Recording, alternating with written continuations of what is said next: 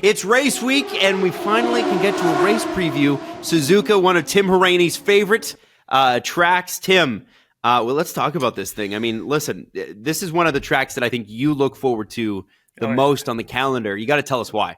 Oh man, I absolutely love it. Like I think I said in the last episode, this is where a Formula One car, Adam, comes to life, right? This is what an F1 car is made for, especially that sector one at Suzuka. And if you've ever played the F1 video games, like I've just recently started to, then you'll get an understanding as to why I love it so much. So much downforce required on the car, just the speeds, the commitment from the drivers, any small mistake and you pay for it. Unlike other tracks where you make a mistake and you have a nice cushy little runoff, you make a mistake here and yeah, could end in not disaster, but it could end your day really. And so I think one of the reasons I really love this track is that, but also the commitment from the driver is it's paramount. I mean, the fine details, the fine margins, positioning of the car is extremely important, and just to try and get the car into the right balance so you can do what you want to with it. That for me is just so exciting because you actually see just the skill of the driver, but also the performance of the race car. It's two things coming together. It's incredible. So what kind of track is it? What kind of car is going to lend itself well to a track like this? I mean, I think the Red Bulls are going to blow everyone's doors off. They have an upgrade coming this weekend too? They have a big upgrade coming this weekend too. So, I mean, and we'll see if that upgrade works, right, Adam? We don't know. I mean, it may not work, but the chances of it working are probably fairly high. We're talking of maybe a 5% chance this thing doesn't really work out. But that being said, I think Red Bull, obviously, that's the car that if you're looking for a comparison, that's going to be it. They're going to be incredible here. I think they're just going to absolutely smash everyone. I don't know how far up they could lap within the race, but I'm assuming it's probably going to be pretty far. But so you think Ferrari does not match up well with them here? I don't think Ferrari's going to be able to keep pace. I think they'll be the second fastest team, however, and I think McLaren is going to be biting at Ferrari's heels in this weekend. But I don't see anyone else coming up and challenging Red Bull, and I think it's going to be Red Bull and then Ferrari, McLaren, and then I think you're going to have that Aston Martin Mercedes battle just a bit further behind. Okay. Now, if you're looking for particular driving styles that work really well at this track, so getting the most out of your car, maybe Red Bull's got the fastest car, no surprise, and maybe we get thrown a wild card. Maybe there's a huge, it holds them up and they're terrible. What a story that would be. Not likely. But who's if all the cars were equal, who's the driver that's going to benefit most, or who are the drivers that are going to benefit most from a track like this? That's a great question. It really, I think, comes down to smoothness of a driver, how smooth they are with a car, and then aggression level as well. How aggressive and how much do you like to attack, and how aggressive do you like to be with corners, and I guess brave. That would be the word I would use. And obviously, I think Verstappen has a mix of all of those things, and that's again one of the reasons why at this moment he's set so far away from everyone else. And then I think also a driver like Fernando Alonso, a driver like Lance Stroll, a driver like Lewis Hamilton. Science would be interesting to see here because this is a track like Charles Leclerc would be very well suited for. I'm not sure about Carlos Sainz because I know he likes he likes a bit of understeer in the car, and I don't think this is the type of track when you get into sector one, if you have understeer in the car, it's you're obviously going to be slow. It may be a little more, it may give you a little more confidence, but it's going to slow you down. Where if you're a driver like Max, you like it on the nose, you like to be able to really turn the car in and hustle it through a corner. It's definitely going to be something that would suit that type of a driving style, I would say. Okay. I wish 130R, just going to get this out of here. I wish 130R was more of a challenge. It's not, I mean, I remember back in the, Mika Hakkinen, David Coulthard. I mean, even before them, 130R was was like that was a challenge of a corner. Like, it Mm-hmm. really was. And I think that just speaks levels to the amount of downforce these cars have on them now, and where they generate that downforce from, that it's actually, it doesn't feel like a big commitment corner anymore. Mm-hmm. That's something that, I really, I remember as a kid, like watching that, or, like watching Alonso, passing Michael Schumacher, like going into that corner, was one of those things where you stood up and you were just like, oh my God. Like, Yeah. I don't think you don't ever really see that anymore. Yeah, and it's interesting that I think it was David Croft has said a couple of times and said in an interview this week that switching from the V6s to the hybrid engines, which means the cars are slower and now a lot bigger too. Yeah, heavier. Yeah, heavier. Does it mean that corners like that just can't exist anymore because they're not as nimble?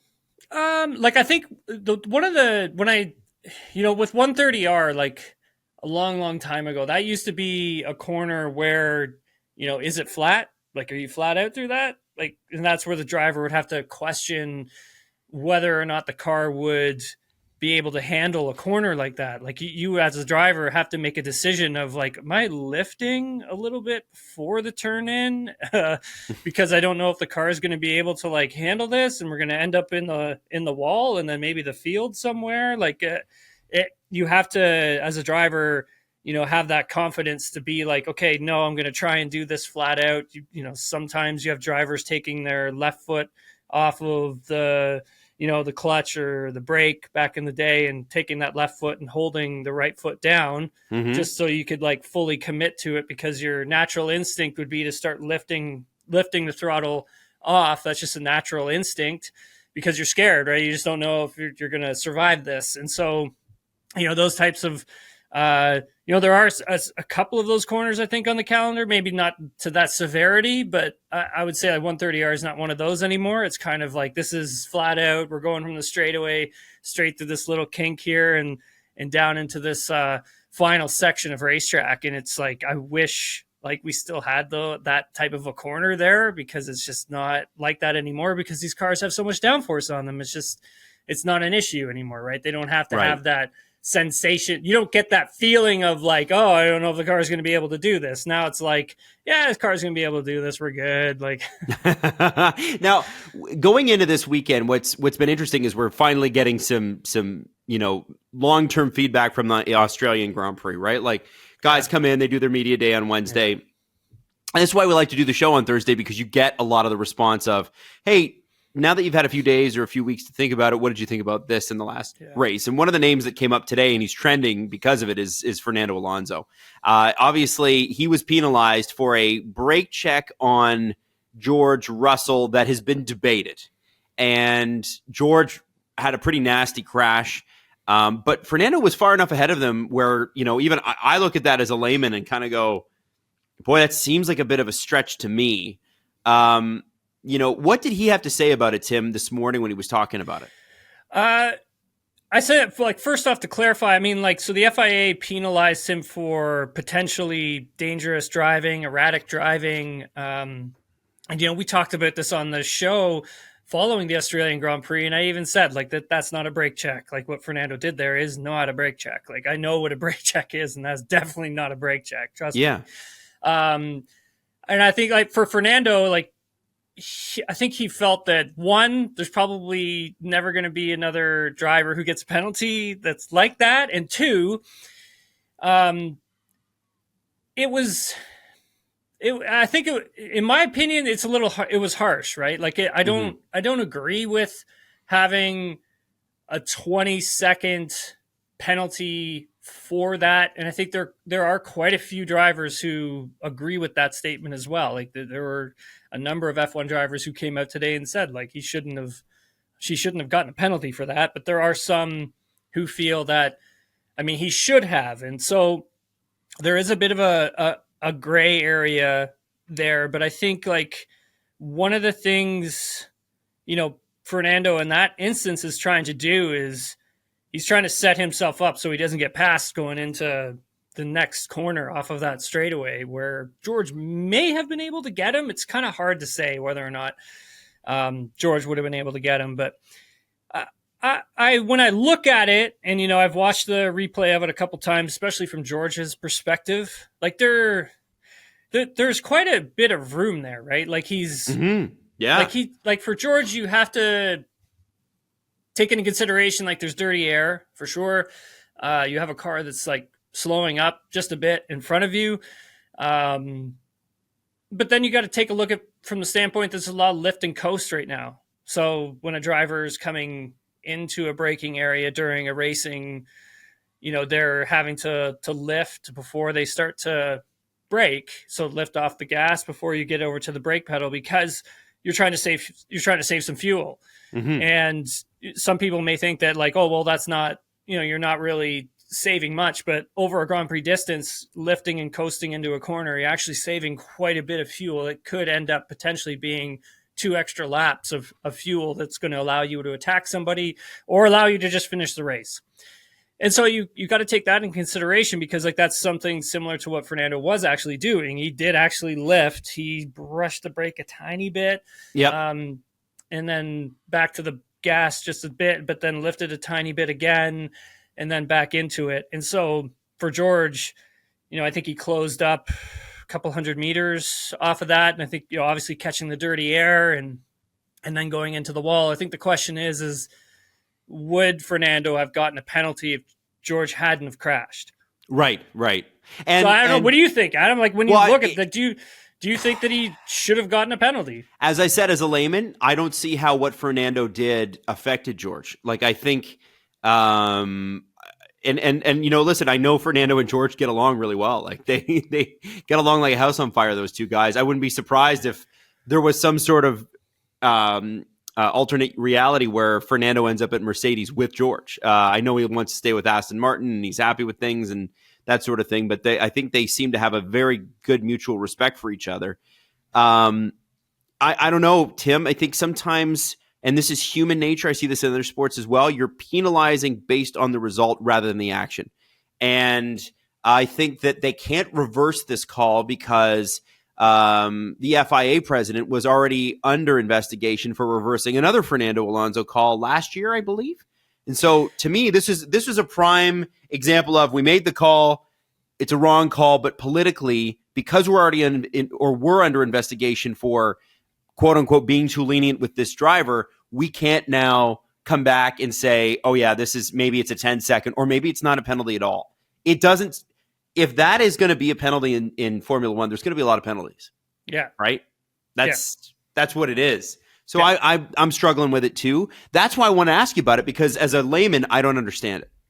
Yeah. So like if we go back to like it's not the first time that a driver has done something like this to defend from a position or hang on to a position. I mean drivers do it all the time to get the DRS, right? If they have another driver who's close behind, like they'll play games to try and get the DRS so they don't get, smoked on the next activation zone. And I mean, drivers do that. And so now you've got this gray area. And I mean, credit to Alonso, right? Like he's great at playing in those gray areas, the dark arts, as some of the people like to say Fernando's good at. And man, like he, like he's right in there, right? He's in that zone for that. But I just don't know. It's like you're opening a can of worms when you do something like this. I can, from George's perspective,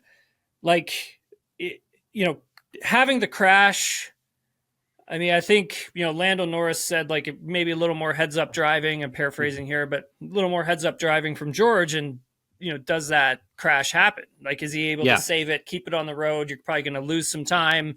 And that's probably what Fernando would have wanted, not a crash. So I think when you look at this from, I guess, the steward's perspective, or even the team's perspective, that if this comes down to position, and if you lose a position, if you don't gain a position because of a driver lifting and coasting, going into a braking zone, maybe slightly brushing the brake a bit, slowing up just a bit, that a penalty now? Like you've just opened up like a bit of a, like I said, can of worms. So it's, Yep. like teams can lobby now for these sorts of things, right? They're going to have evidence. They're going to bring the evidence down to the stewards. You're going to be like, look, he did this, this, and this. It's exactly what this driver did here. You gave this driver a 20-second time penalty. Yeah, I don't know, man. I don't like it. I'll put it that way. I don't like it. Sometimes it takes talking to somebody like yourself who is a driver to understand if you're right or not. You know what I mean? Because as a fan, you watch one way. As a driver, you'd watch another. Now, Tim, one of the things that has also emerged in really only the last 48 hours is after around 18 months out of the sport, Sebastian Vettel has done a bunch of press appearances, and it's looking like he wants to come back. It looks like he's made the decision. Now the PR campaign is underway. I wanted to ask you about this because once the Ferrari thing was done, he was with Aston Martin, and didn't do very well, but the car wasn't very good, and now is kind of campaigning to come back.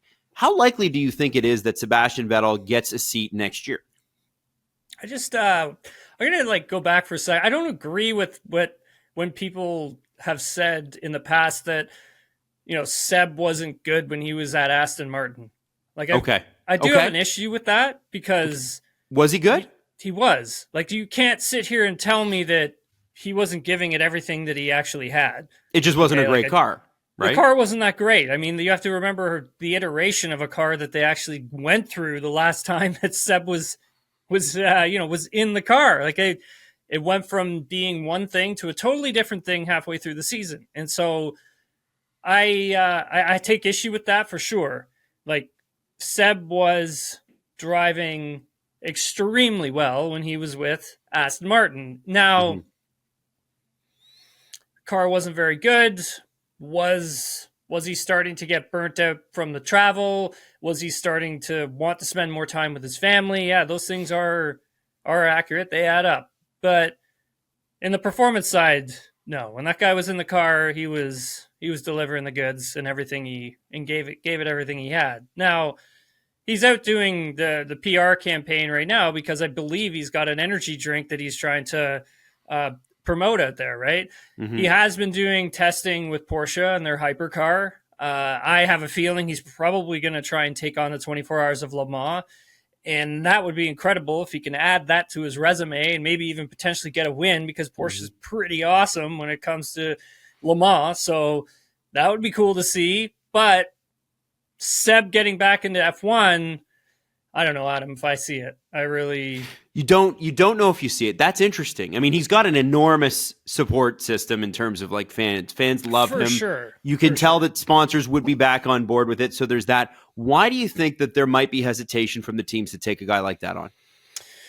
I think it comes down to who's out there right now who is actively in Formula One, who is actively driving to a point, right? So Seb hasn't been driving an F1 car in a few years, right? Mm-hmm. So you have that. The sport tends to move on quite quickly. And very quickly. Yeah. If you're going to take, and especially with this regulation, it is very difficult to get to grips for these drivers.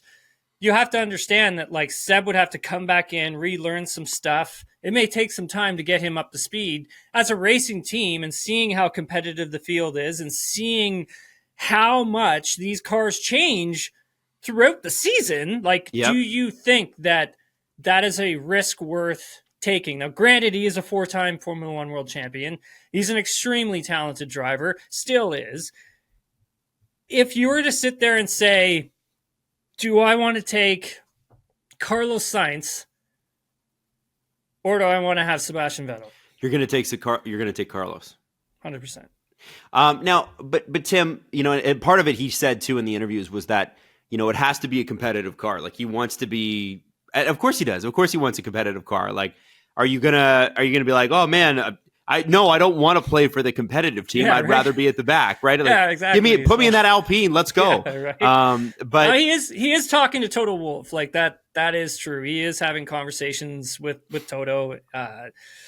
They range from a number of different topics. It not necessarily is in the realm of him coming back and driving for the team. It is other things. So that has to be stated. Now, again, when you look at that seat at Mercedes, I don't think Toto wants to put a rookie in there.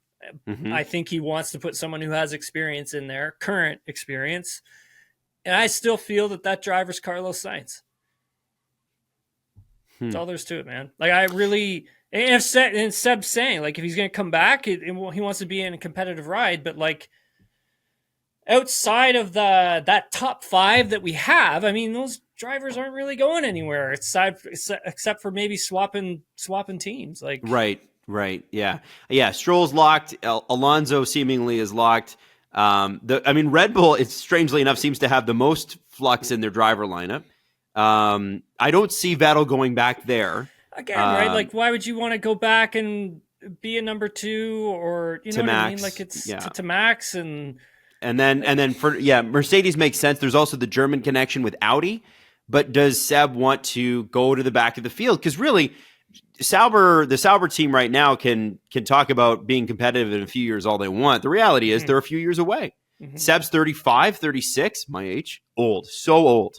No, I'm kidding. Yeah, was he 37, I think he is, or something. Is that what he is? Okay, yeah. I think he's around that. So, like, does that fit his time frame too, right? Like, are they going to be...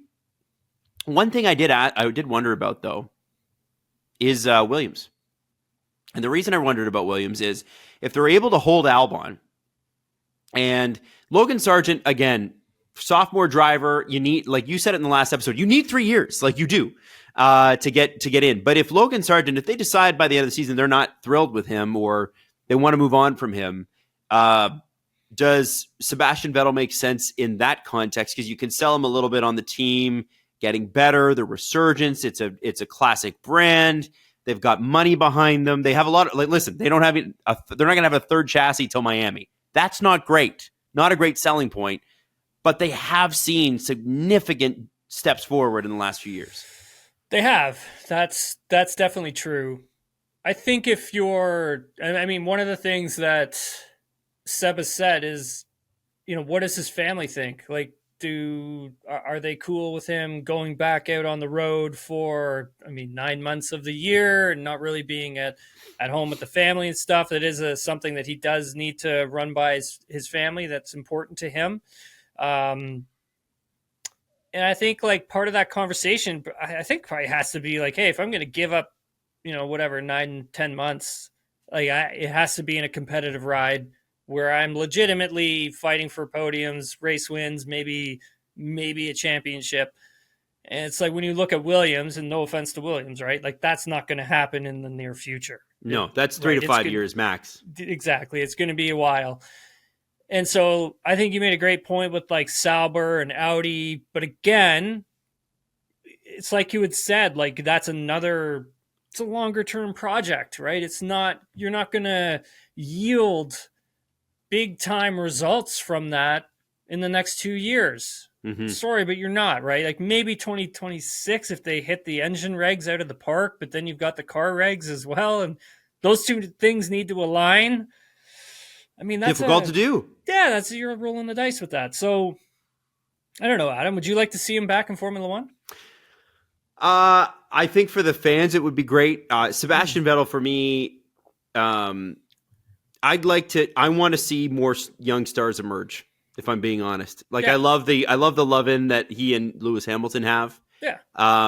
I want to see the Yuki Tsunodas and the Carlos Sainz's, and I know Carlos is established, but I want to see those guys' stars rise. Do you know what I'm saying? Yeah. If there was if there was an 11th team, like if Andretti Cadillac had been allowed in, and it seems like they will be eventually. I feel like that's going to happen. Because the FIA is not going to allow this. Liberty Media is not going to allow them not to have an American team, a real American team in there soon. That's got to happen. It has to happen. I hope so. It has to, in my mind. Like, it's just this is business. You're America's the biggest market. Go after it. You need 2 teams for America. Haas is sort of they're a budget team, right? They do spend, but they're a budget team. You need a big, bad American brand in there. So if there was the 11th team on there, I'd be like, yeah, Sebastian Vettel would be perfect for something like that, because there would be a diffusion of talent, and whether or not he would race for, say, Cadillac, there would be teams looking for an experienced driver, world championship quality. That's an absolute yes, all day, every day. I just feel like I am not as into the Sebastian Vettel storyline as I think a lot of people are. And I think a lot of that comes from a little bit of nationalism, the good kind, not the bad kind, where the German people are very proud of their drivers. You look at the support, Ralf Schumacher still making appearances regularly on, German sports outlets, and talking a lot of nonsense. Like, he doesn't say much of value. Like, every time I see a Ralf Schumacher quote, I'm like, what? Like that, if his quotes were a race car, he would be finishing 11th or 12th like he did in his career. Like, they're just boring. I'm like so bored with him on that. And I don't mean to be insulting, but it's like, what are you talking about? Like, are you talking to anybody on the grid at all? Or are you you're in your living room yelling at your TV?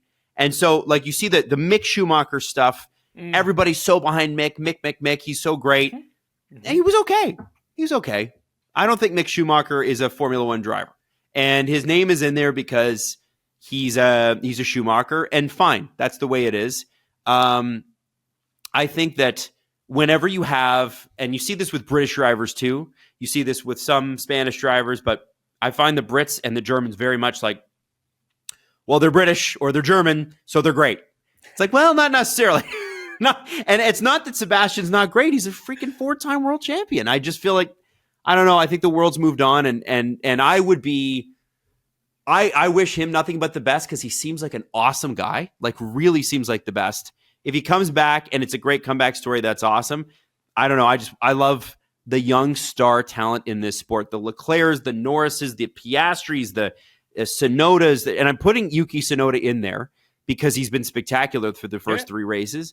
Like, you look at the young star quality that you're going to have over the next 3 to 5 years. This is crazy. So taking up a space that takes away from one of those drives, like, imagine Vettel's back, but Liam Lawson doesn't get a seat. Yeah, that to me that would be wrong. That'd be wrong, right? So anyway, that's how I feel about it, Tim. It's a bit of it's good. I mean, I think. Like, younger drivers need to get a shot.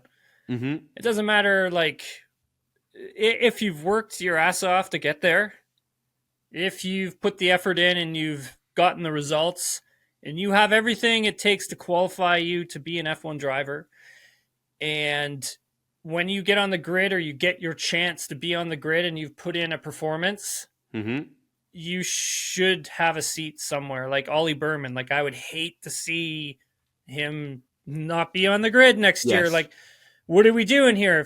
If Kimi Antonelli in the next couple years, right? Yeah, and if he shows like great promise, then he needs to be on the grid as well. And that's the way Formula One, that's the way racing is, right? I mean, and this is just a topic for another time. Obviously, we get into all of this stuff, but like, that's where we need another team on the grid, right? Like, we should have 2 more. I think we should have 2 more teams. We need more seats. Like, it's a conversation, obviously snowballs, but at the end of the day, like, we do need the younger generation to get a chance, and they have to have a chance because they've worked so hard to get there. I mean, like, Seb went on to win 4 world championships, man.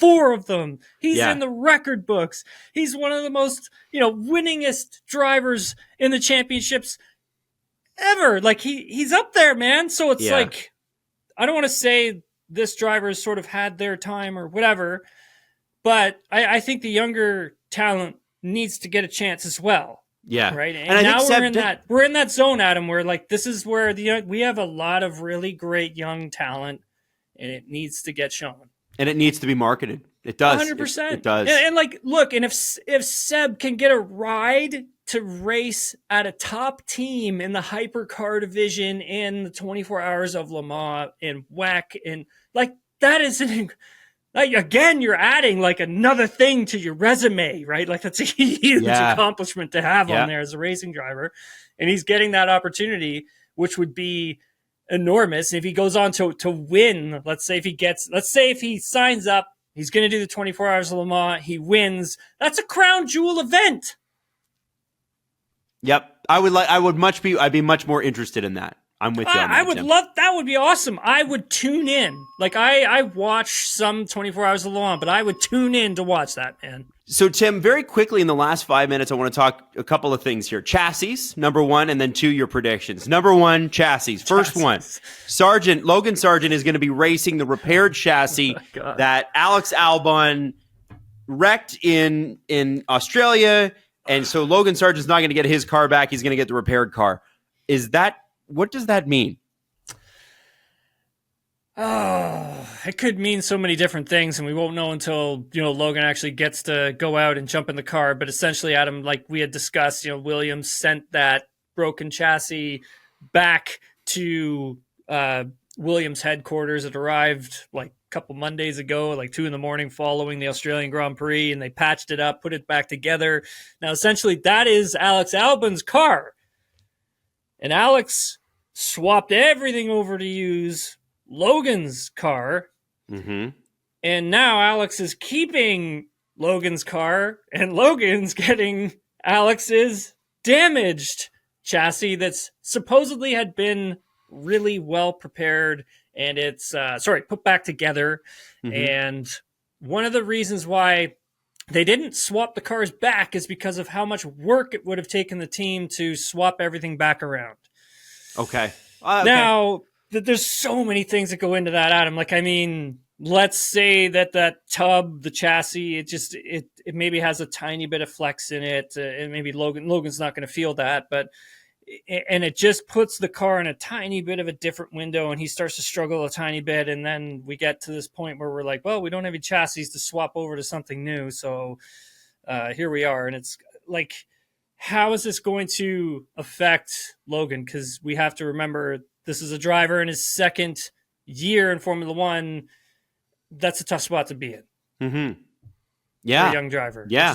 Well, and what kind of repaired chassis? How can that be different from the original? Like, can you tell me? Like, can it perform differently? Is it safety wise? Safety wise, it should be fine. Like in that respect, it's more along the performance side. Like I'd mentioned this a few podcasts ago. Like some drivers who I do know that have had to swap out a chassis because they're not getting the same feeling as another driver is getting, and they're struggling with performance. And that swap of chassis sometimes lifts the performance of the driver because maybe there was something wrong with it. Like there had been cases where a chassis may have been flexing a tiny bit, and that loses performance within a corner under load, et cetera, et cetera. So my thing is that, Williams seems pretty confident that this thing's going to be good. There's not going to be any issues with it. My thing is that, well, what happens if like Logan starts having some issues with it and he's struggling and kind of telling them like, hey, like, give me back my car, right? Yeah. Give me back my effing car. Yeah. Well, listen, I mean, it's a huge vote of confidence for Albon, obviously, by the team, and you got to imagine that's going to light a fire under Logan Sargeant's butt too, just to say, listen, you got to get behind me the same way you get behind him. If you're Logan Sargeant, how are you going to handle that?